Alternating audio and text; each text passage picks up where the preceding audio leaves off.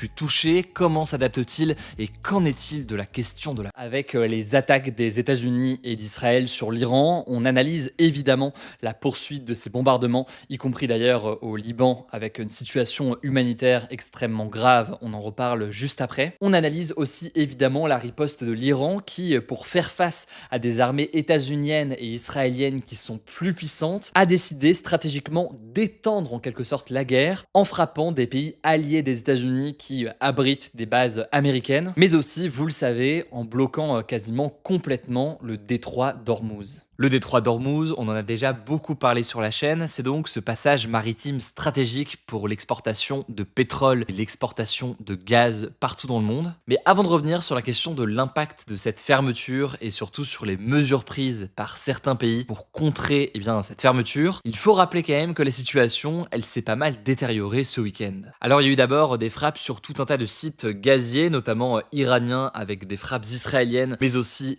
qataris avec des frappes iraniennes. Là-dessus, on a déjà eu l'occasion d'en parler notamment sur Instagram. Mais parmi les autres informations, on sait notamment que vendredi, l'Iran aurait tenté de frapper sans succès la base américano-britannique de Diego Garcia qui se situe dans l'océan Indien à plus de 4000 km de l'Iran. Depuis cette attaque, le conflit s'est étendu avec des bombardements israéliens contre des sites nucléaires iraniens. L'Iran a aussi lancé pour la première fois des missiles vers des villes qui sont proches du principal centre de recherche nucléaire d'Israël. Alors pour le moment, aucun dégât nucléaire ni rejet nucléaire dangereux n'a été confirmé, mais les services de secours israéliens ont annoncé que les frappes iraniennes avaient fait plus de 100 blessés et des dégâts importants. Dans ce contexte, Donald Trump avait lancé ce samedi un ultimatum à l'Iran, lui donnant 48 heures pour rouvrir le détroit d'Ormuz. Autrement, je cite, les États-Unis frapperont et anéantiront les centrales électriques iraniennes. Et en réponse, l'Iran avait menacé d'intensifier ses frappes. Alors si vous faites le calcul, et je pense qu'il peut être fait rapidement, cet ultimatum de Donald Trump, il devait prendre fin ce lundi dans la soirée. Mais finalement,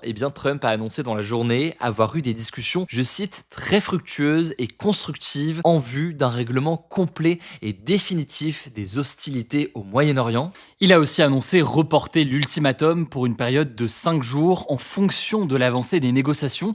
Mais attention, il faut être extrêmement prudent sur ce genre de déclaration. D'ailleurs, le ministère des Affaires étrangères iranien a démenti ce lundi dans l'après-midi l'existence de telles discussions entre les deux pays. Le président du Parlement iranien affirme notamment que Donald Trump cherche à manipuler les marchés, à rassurer en fait les marchés financiers avec ses déclarations. Bref, la situation est très confuse, mais par contre ce que l'on sait, c'est que le blocage du détroit d'Ormuz par l'Iran continue d'impacter le monde entier. Si vous le voulez bien, on va commencer par la question de l'Asie, puisqu'il faut savoir que un peu plus de 80% du pétrole et 80% du gaz naturel liquéfié qui transite par le détroit d'Ormuz finit en Asie, donc forcément l'impact est important. Et même si on n'y est pas encore, un tel manque de ressources énergétiques pourrait provoquer à terme une pénurie dans certains pays asiatiques. C'est donc quelque chose qu'il faut observer de façon extrêmement précise. Bref, on va donc parler de la France dans un instant, mais donc pour ce qui est de l'Asie, il faut noter d'abord que face à la flambée du prix du gaz, plusieurs pays d'Asie se tournent actuellement davantage vers le charbon et vers le nucléaire. La Corée du Sud, par exemple, a annoncé annuler au moins temporairement le plafond qui limitait la production des centrales à charbon à 80% de leur capacité. C'est des mesures qui avaient été prises notamment pour des raisons environnementales. Par ailleurs, on peut noter que 6 réacteurs nucléaires qui sont actuellement à l'arrêt pour maintenance vont être remis en service plus tôt que prévu afin d'augmenter donc la production nucléaire face au risque de pénurie. Mais on peut aussi observer certaines solutions plus drastiques qui ont été mises en place. Par exemple, le Sri Lanka, donc au large de l'Inde, a annoncé instaurer la semaine de 4 jours pour ralentir de fait l'économie et le besoin en énergie. Alors très concrètement, de quoi parle-t-on ici? Le mercredi est devenu férié dans toutes les institutions publiques,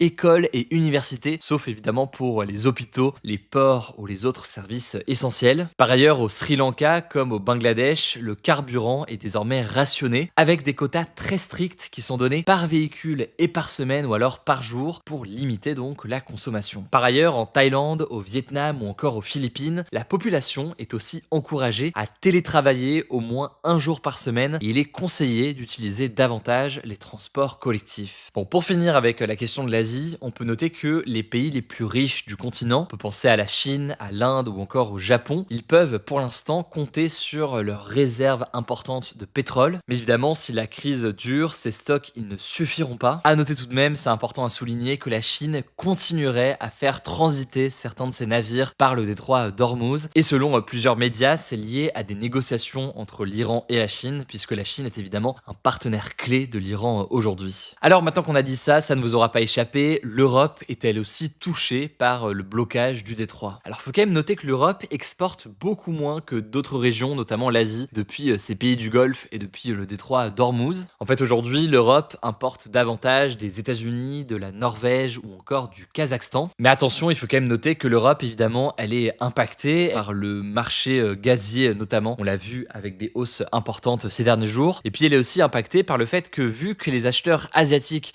ils peuvent moins acheter dans les pays du Golfe, ils viennent acheter chez d'autres fournisseurs. Et forcément donc, le prix du pétrole se retrouve à augmenter partout dans le monde. Alors pour limiter l'impact d'une telle situation, l'Union européenne a déjà mis sur la table plusieurs mesures. Elle autorise par exemple désormais plus facilement les pays membres de l'Union européenne à donner de l'argent public à leurs entreprises ou à leurs citoyens pour les aider à payer l'énergie. Faut savoir que c'est des mesures qui ont déjà été mises en place en Italie ou encore en Grèce, sauf que ça ne vous aura pas échappé, ce n'est pas des mesures qui ont été mises en place en France. En effet, la France refuse d'instaurer des aides de ce type. Le gouvernement explique notamment ne plus avoir les moyens, selon eux, je cite, du quoi qu'il en coûte, comme pendant la pandémie du Covid, lorsqu'il y avait des aides importantes qui avaient été mises en place. C'est une décision qui a été critiquée en raison notamment de la part importante des taxes dans le prix de l'essence. Certains voudraient voir une baisse de ces taxes de façon temporaire. Mais donc, ce n'est pas quelque chose qui a été mis en place et c'est des mesures plus globalement qui font beaucoup de débats au sein de tous les partis politiques. En tout cas, ce lundi, le Premier ministre Sébastien Lecornu a promis des annonces prochainement avec pour objectif de protéger, je cite, nos emplois, soutenir nos entreprises et garantir le bon fonctionnement de l'économie. On verra donc ce qu'il en est, à quoi ça ressemble et ce qui fait débat. C'est d'ailleurs dans ce contexte-là que 22 pays, dont 15 européens avec la France, se disent désormais prêts à participer à la réouverture du détroit d'Ormuz. Alors là, il y a eu beaucoup de confusion parce que ça va un peu dans tous les sens dans ces déclarations. Mais concrètement, contrairement à la volonté des États-Unis, ces pays affirment ne pas vouloir d'une action offensive. On parle donc davantage d'une forme d'escorte et de mesures de défense pour tenter de protéger la circulation des navires dans la région. Mais tout cela, si jamais c'est réellement mis en place, ça pourrait potentiellement être considéré par l'Iran comme une sorte d'entrée en guerre de nouveaux pays. Faudra donc observer tout ça, si jamais c'est réellement mis en place dans les prochains jours. À noter au passage, et pour nuancer tout ça, que le prix du pétrole a reculé fortement dans la journée lundi, lorsque Donald Trump a annoncé donc des négociations avec l'Iran. Alors cela dit, je pense que vous le savez maintenant si vous suivez ce format, le prix du pétrole, ça peut monter un jour, chuter le lendemain